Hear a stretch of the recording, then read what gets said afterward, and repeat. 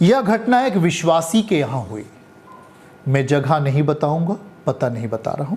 एक विश्वासी के यहाँ हुई और वो पसदेवरा चर्च आते थे लगातार, और परमेश्वर ने उनके जीवन में बड़ी बरकत और बड़ी आशीष दी थी। लेकिन अचानक एक दिन एक कोई पास्टर के रूप में, बहरूपिया, उसे हम पास्टर कहना नहीं चाहते, वो अपने आप को बोला मैं पास्टर हूं। ऐसे ही छत्तीसगढ़ में मामला हुआ और एसटीएफ ने पकड़ा। लगभग 20 लाख रुपए उन्होंने कहा मैं पास्टर हूं करके, और पास्टर कह करके अपने आप को 20 लाख रुपया का छल कर लिया था, और एसटीएफ ने वहां से पकड़ा उन लोगों को। आपके बीच में भी ऐसी चीजें होती हैं प्रिय भाई बहनों, जिसके पास कोई आत्मा का फल नहीं, जिसके पास कोई कलीसिया नहीं, जो उसका जिसे आप जानते नहीं, जिसे आपने कभी समझा नहीं, जिसके द्वारा कभी आपने बरकत नहीं पाई, जिसके द्वारा कभी आपने आशीष या उसको फल के रूप में आपने कभी नहीं देखा, उसे आशीष के रूप में कभी नहीं देखा। अचानक वो आदमी प्रकट हो गया आपके आजू बाजू में, आपके गांव में, आपके आजू बाजू में, आपके नाते रिश्तेदारों में, और आपने उसे तुरंत अपने घर पे बुला लिया। देखिए, वो घटना ऐसी है, वो एक गांव में आता है, एक रिश्तेदारी में आता है, और फिर उस रिश्तेदार वाला आदमी कहता है कि हमारे यहाँ एक पास्टर आया हुआ है, आप अगर कहें तो मैं आपके घर बुला के लेके आऊँ। और फिर वो परिवार जो कि बहुत ही उतावला था और परमेश्वर के वादे को भूलता है, कलीसिया के संदर्भों को भूल जाता है, और फिर वो उस व्यक्ति को अपने घर बुला लेता है। जब वो व्यक्ति उस घर पे आता है तो वो व्यक्ति पूछता है कि आप किस चर्च में जाते हैं। तो उस परिवार के लोग बोलते हैं कि भाई मैं पसदेवरा चर्च जाता हूँ। तो बोला ओहो पसदेवरा चर्च अब मत जाओ, अब मैं आ गया हूँ, मैं आपके घर आकर प्रार्थना करूँगा, मैं आपके सारे कष्टों को दूर कर दूँगा। ऐसा करके ऊंची बातें कह करके उस परिवार के, आत्मिक परिवार के बच्चों को जो अज्ञानता में रह करके उसकी बातों को ले लेते हैं और वो फंस जाते हैं। और जैसे उन्हें मना करता है कि तुम अब उस जीवित चर्च में ना जाओ, याद रहे शैतान को जलन है कि आप जीवित चर्च के हिस्सा कैसे बने, क्योंकि जीवित चर्च के साथ रहने से एलियाह प्रार्थना करेगा इज़राइल बचेगा, मूसा प्रार्थना करेगा इज़राइल बचेगा। ऐसा काम होता है। शैतान को मालूम है कि यह एक बड़े अभिषेक के साथ जुड़ा हुआ परिवार है। अब अभिषेक हटेगा तब मेरा काम होगा। तो उसने पहले ही कह दिया भैया कि तुम पहले चर्च वहाँ मत जाओ, चर्च बंद करो। जैसे ही तो उन परिवार के लोगों ने पसदेवरा चर्च आना बंद कर दिया, रिश्ता अपना तोड़ लिया। जब वो रिश्ता तोड़ लिया तब उस झूठे पास्टर ने उन्हें झूठी बातें कहना शुरू किया और झूठी संतावना देना शुरू किया। क्या कहा? कहा कि आपकी बेटी चंगी हो जाएगी, मैं प्रार्थना करूंगा वो ठीक हो जाएगी। और धीरे धीरे उस परिवार से उस झूठे व्यक्ति ने, जो एक पास्टर बनकर आया था, पास्टर नहीं था भैया, पास्टर बनकर आया था, उसने कहा कि कुछ पैसे लगेंगे, आपकी बेटी ठीक हो जाएगी। और उस झूठे पास्टर ने जिसकी बेटी बीमार थी उससे 8,000 रुपये पहले ले लिया, और फिर 8,000 लेने के बाद कहा कि अब आपकी बेटी सही हो जाएगी। फिर उसके बाद बेटी तो सही नहीं हुई, फिर उसने उस परिवार को गुमराह किया झूठा व्यक्ति, और उससे फिर 15,000 रुपये ले लिया। और फिर कहा कि आपको मैं यर्दन नदी का ला करके मैं आपको पानी दूंगा। ज़रा ध्यान से सुनिएगा, ये झूठी फरेब की बात है। यर्दन नदी जो इज़राइल में है, जहाँ पर यीशु मसीह ने बपतिस्मा लिया, वो बोला कि वहाँ का पानी लाकर मैं आपको दूंगा, 15,000 लगेंगे। परिवार के लोगों ने 15,000 दे दिया। तब भी अगर ये फ़ोन किया होता कॉल सेंटर पर, तब भी इसका 15,000 क्या पूरा बच जाता। फ़ोन नहीं किया, क्योंकि कुछ विश्वासी ऐसे होते हैं, अरे जी पास्टर साहब तो मिल ही नहीं रहे हैं, हाँ अगर कोई पास्टर हमारे घर ही आ गया तो सबसे बड़ा परमेश्वर ने हम पर दया कर दिया। ना रे बाबा, परमेश्वर ने दया नहीं किया, शैतान ने फंसा लिया। पास्टर ऐसे नहीं मिल जाता।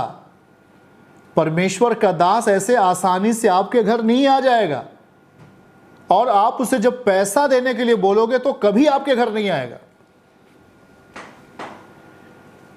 सच में कहूं, अगर आप अपने पास्टर को बोलोगे मैं आपको 15,000 देता हूं, मेरा पास्टर, मेरा टीम कभी आपके घर नहीं जाएगा। या कोई भी सच्चा पास्टर, परमेश्वर का अभिषिक्त, भैया हमारे यहाँ आइए मैं आपको 10,000 रुपए देता हूं, वो आपके घर कभी नहीं जाएगा, क्योंकि वो सच्चा है, वो खुदा है, वो खुदा का बेटा है, वो पैसे के लिए प्रार्थना नहीं करता है। याद रखो, फिर 15,000 उन्होंने दे दिया और कहा कि आपकी बेटी यरदन नदी का पानी पीकर ठीक हो जाएगी। फिर नहीं ठीक हुई। उसके बाद उस झूठे व्यक्ति ने उस परिवार से और छल किया और कहा कि मुझे ज़मीन लेना है, आप मुझे 70,000 रुपये दे दीजिए, आपकी बेटी सही हो जाएगी।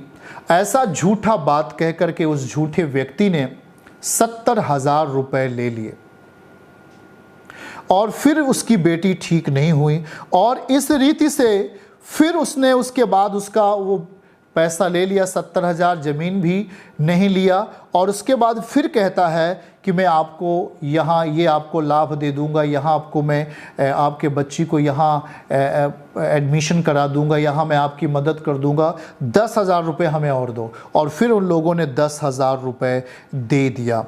प्रिय भाई बहनों, इसके बाद फिर उसने कहा कि आपकी बेटी को मैं अब बाहर भेजूंगा आशीर्वाद के लिए, 1,500 रुपये और दे दो। फिर 1,500 रुपये उन्होंने और उससे ले लिया। इस तरीके से 1,15,000 रुपये उस परिवार से वह व्यक्ति, झूठा पास्टर जो बनकर आया था, उसने ले लिया। प्रिय भाई बहनों, और उसने कहा, और उसने 2 बार उस लड़की को गंदे कीचड़ में, दूसरों को दिखाने के लिए गंदे कीचड़ में 2 बार वो कीचड़ में जाकर के उसको लेके गया, उस बेटी को लेकर गया चंगाई दिलाने के लिए।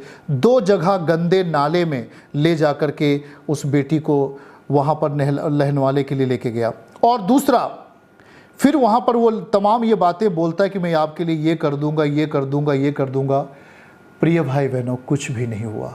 आखिर में जब 1,15,000 उसे मिल गया, जो झूठा पास्टर बनकर आया था, और फिर वो वहाँ से भाग गया। ये लोग उसे फ़ोन मिलाते हैं, वो फ़ोन उसके बंद हो चुके हैं। प्रिय भाई बहनों, मैं क्यों बता रहा हूँ, ये 1, 2, 3 घटनाएं ऐसे आपके बीच में हो गई हैं। मैं फिर से कहता हूँ, परमेश्वर का सच्चा दास अगर आपके घर गया है, अगर आपने उसे बुलाया है, तो आपसे कभी नहीं कहेगा मुझे 10 रुपए दे दो, क्योंकि वो पैसे के लिए काम नहीं करता। अगर जिसने भी आपसे पैसे मांगा कि मैं आपके लिए प्रार्थना कर रहा हूं, मुझे 25,000 दो, मुझे 20,000 दो, वो पास्टर नहीं है। उस व्यक्ति के साथ एक बहुत बड़ा धोखा, शैतान की एक आदत उसे लग गई है।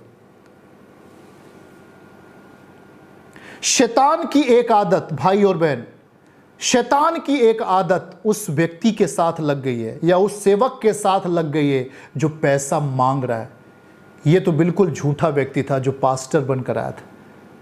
मैं आपसे रिक्वेस्ट करता हूँ, हाथ जोड़ के आपसे रिक्वेस्ट है, भाई बहन, ऐसे व्यक्ति के साथ अपने समय को नहीं दे। कोई बोलता है मैं आपको यहाँ ले चलूँगा, वहाँ लेके चलूँगा, यहाँ ले जाऊँगा, यहाँ ले जाऊँगा। प्लीज़ कृपया करके आप अपने जीवित सेवकाई का, जीवित चर्च के आप हिस्सा बन के रखें, हिस्सा बने रहें। वहीं से आपकी ज़िंदगी में गहरा अभिषेक होगा। और फिर मैं ये पता कैसे चला, ये पता ऐसे चला कि प्रिय भाई बहनों की वो परिवार सेवकाई से जुड़ा, और फिर लोग सेवकाई से वो परिचित हुए। और इस रीति से पता हमें चला कि मैंने कहा ये तो बहुत बड़ा धोखा हो गया। प्रिय भाई बहनों, आप पैसे मेहनत से कमाते हैं, कोई भी शैतान की आदत में आकर आपके जीवन को बिगाड़ सकता है। किसी भी व्यक्ति को ऐसे अपने घर में ठहरने ना दें, किसी की बात सुनने के लिए ऐसे ना जाएं, क्योंकि आप, इसीलिए मैं कहता हूं कि आप जीवित सेवकाई से जब आप हैं, तो जीवित सेवकाई के पास एक फल है। जेल चला गया इसका मतलब उसकी सेवकाई खत्म नहीं हो गई। मैं जेल चला गया इसका मतलब मैंने गुनाह नहीं किया था, ये परमेश्वर का एक परिचय है जो हमारी जिंदगी से होकर आपकी जिंदगी में जाता है। पौलुस, जिस बाइबल को आप पढ़ते हो, नए नियम को पढ़ते हो, उसका आधा लेख पौलुस ने लिखा और वो जेल में लिखा। तो क्या वो गड़बड़ काम किया था? क्या वो पाप किया था जो जेल में था? नहीं। परमेश्वर अपनी एक अहम भूमिका को उस अपने चुने हुए दास के लिए पूरा करता है और उसके द्वारा पूरी कलीसिया को देता है। इसीलिए पौलुस कहता है कि मेरे ऊपर जो दुख हुआ, मेरे ऊपर जो पीड़ा हुई, इससे आपकी महिमा बढ़ी है। प्रिय भाई बहनों, आपकी महिमा बढ़ी, कम नहीं हुई। लेकिन आप तो अलग हो गए। आप किसी ऐसे पास्टर के साथ में हो लिए जो अपने आप को पास्टर कहता है और जो इस तरीके से आपसे पैसे मांगता है। यरदन नदी का पानी आपको ला के देता है। फरेब, झूठ का आप हिस्सा बनते हो, आप गुनाह का हिस्सा बन जाते हो। और कभी आपने फ़ोन करके नहीं पूछा कि हेलो, हाँ मैं भैया, मेरे पास ये कि व्यक्ति आया, ये कह रहा है। अगर आपने ये व्यक्ति जैसी इसने पहला पैसा दिया, उसको 8,000 रुपये जैसी पहले दिया, अगर ये फ़ोन कर लिया होता ये परिवार, तो इसका 8,000 के साथ साथ इसका पूरा का पूरा पैसा बच जाता और ये धोखे का हिस्सा नहीं बनता। प्रिय भाई बहनों, सावधान रहें। कोई भी ऐसी चीज़ आपके फ़ोन पे मैसेज आता है, आपके आजू बाजू में आता है, तो आप तुरंत मैसेज करें। व्हाट्सएप नंबर मैं आपको दे रहा हूँ, 94 से है, इस पर मैसेज करें, या आप प्रेयर कॉल सेंटर पर आप फ़ोन लगा करके आप पूछें। प्रिय भाई बहनों, या तो आप चर्च आकर के पूछें, सारा भ्रम मिट जाएगा और आप आत्मिकता में जोर पाते रहोगे। इसलिए शैतान आपके विवेक को तोड़ ना सके, शैतान आपके विवेक को टुकड़े टुकड़े ना कर सके, और वह अभिषेक जो आपने चर्च से प्राप्त किया है और प्रभु के दास से प्राप्त किया है, वो बिखरे ना, वो बढ़ोतरी के लिए ही आपके काम में आए। आप सावधान रहें। तो परमेश्वर आपको आशीष दे।